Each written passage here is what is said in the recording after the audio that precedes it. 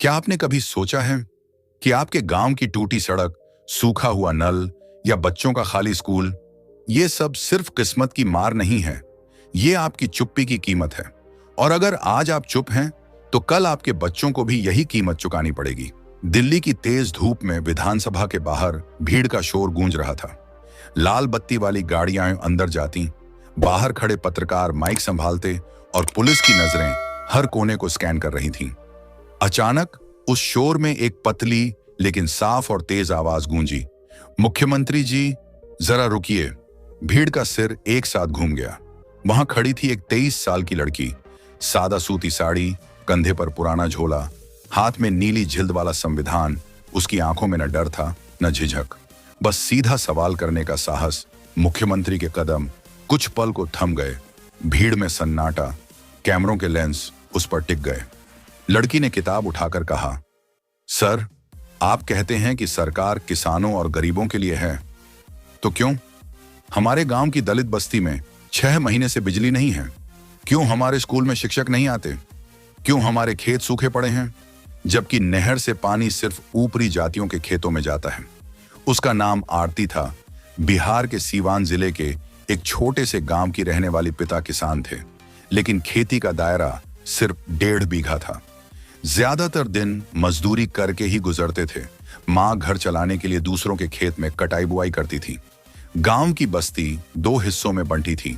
ऊपरी जातियों के घर पक्की सड़क से जुड़े, नल पानी आता, बिजली 24 घंटे रहती। नीचे की बस्ती जहां आरती रहती, वहां टूटी फूटी सड़क, हैंडपंप में गंदा पानी और बिजली का नामो निशान नहीं। आरती ने बचपन से ही यह भेदभाव देखा था। स्कूल में दलित बच्चों को पीछे बिठाया जाता, मिड डे मील में सबसे बाद में खाना मिलता। शिक्षक अगर आते भी तो बस हाजिरी लेकर चले जाते। 1 साल पहले उसके पिता की मौत हो गई थी, कारण गांव में पीने का साफ पानी न होने से हुए संक्रमण से बुखार फैला, लेकिन इलाज समय पर नहीं मिला। तब आरती को पहली बार एहसास हुआ, यह सब हमारी चुप्पी का नतीजा है। उसने पंचायत में शिकायत की। प्रधान ने कहा, देखेंगे, समय लगेगा। बिजली विभाग गया, बोले लिस्ट में नाम डाल देंगे। स्कूल के शिक्षा अधिकारी से मिली, उन्होंने रिपोर्ट लिखने का वादा किया, लेकिन कोई कार्रवाई नहीं हुई।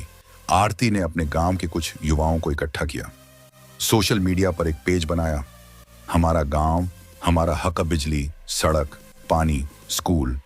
हर मुद्दे की तस्वीरें और वीडियो पोस्ट करने लगी। धीरे धीरे यह पेज चर्चाओं में आने लगा। एक दिन पास के जिले में किसान आंदोलन हो रहा था। आरती वहां गई और पहली बार इतने बड़े जनसैलाब को देखा। वहां उसे दिल्ली से आए कुछ सामाजिक कार्यकर्ता मिले, जिन्होंने कहा, अगर तुम्हें बदलाव चाहिए तो सीधे सत्ता से सवाल करना होगा। आरती ने तय किया कि वह मुख्यमंत्री से सीधे मिलेगी। गांव से दिल्ली की यात्रा आसान नहीं थी, किराया, ठहरने की जगह और पुलिस के सवाल। लेकिन सोशल मीडिया पर उसके वीडियो वायरल होने लगे और दिल्ली के कुछ पत्रकारों ने उसे बुलाया। विधानसभा के बाहर वह खड़ी हुई और वही हुआ जो उसने सोचा था। मुख्यमंत्री का काफिला रुका, कैमरे उस पर टिके और उसने सवाल दाग दिए। अगले दिन उसका वीडियो हर न्यूज चैनल पर चला। सोशल मीडिया पर लाखों लोगों ने शेयर किया।